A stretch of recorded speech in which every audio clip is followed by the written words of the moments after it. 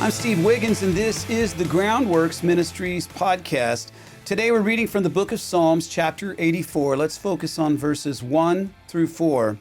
How lovely is your tabernacle, O Lord of hosts! My soul longs, yes, even faints, for the courts of the Lord.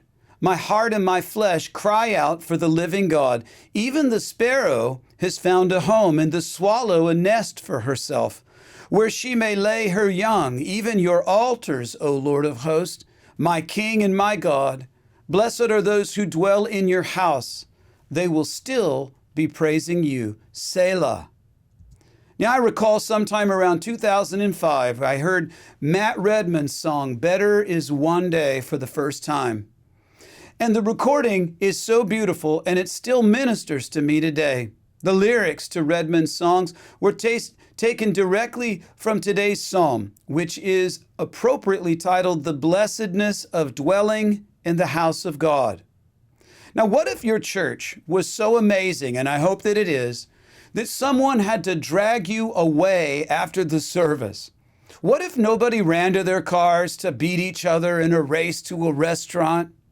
And if security had to politely ask everyone to leave so that they could get ready for the next service? I remember Dr. Adrian Rogers had that problem when they opened their Bellevue Baptist Church. I think it was 1989. He used to tell his congregation at Bellevue Baptist in Memphis, he would say, if you don't leave, you can't come back. And of course, everyone wanted to come back because the Lord was moving in that church in a mighty way in those days.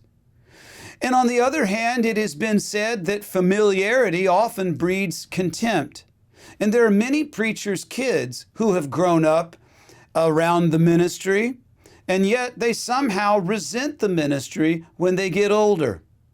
And I think the aspects of ministry that they often resent are not the righteous components that draw a person to a closer walk with God, stuff like prayer and Bible study and godly community, servanthood, humility.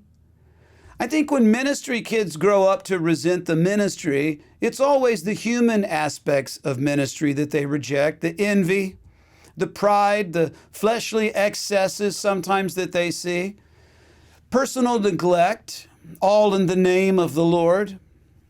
Just so you don't judge the modern church too harshly, just know ministry kids in the Bible didn't always finish well either. Aaron's sons, Nadab and Abihu, Eli's sons, Hophni and Phinehas, and Samuel's sons are just a few of the biblical examples of ministry kids, of ministry giants, who saw ministry done well, and yet they chose to focus on the human factors instead of God's grace and His mercy. I've heard it said that Jesus cleans His fish after He catches them. And what that means is that the prerequisite for becoming a Christian is not your ability to clean up your life. To be saved, we must admit that we are sinners who cannot clean up our lives, who cannot save ourselves. A Christian testimony is not how we overcame the odds and rose to a level of self-righteousness that so impressed God that He drafted us to His team. Quite the opposite.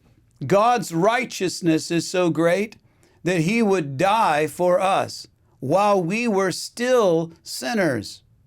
You don't go from sinner to being a good guy and God says, I'll have you now. He's like, I want them now. While we were at our worst, He was at His best. What makes the people in this psalm literally the blessed of God is that God is there among them.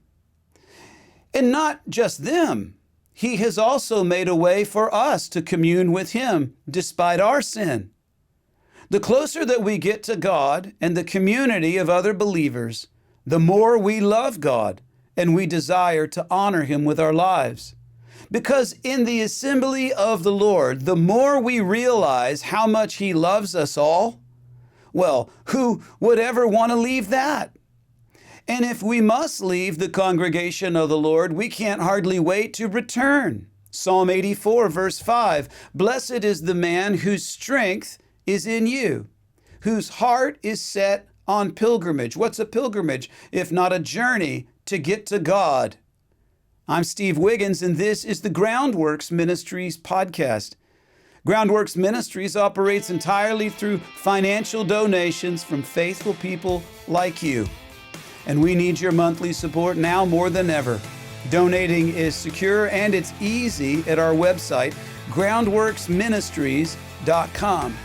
You know, another way to help is to tell people about Groundworks Ministries. You can share these podcasts with friends and family and on your social media. And of course, you can always direct folks to our website, groundworksministries.com.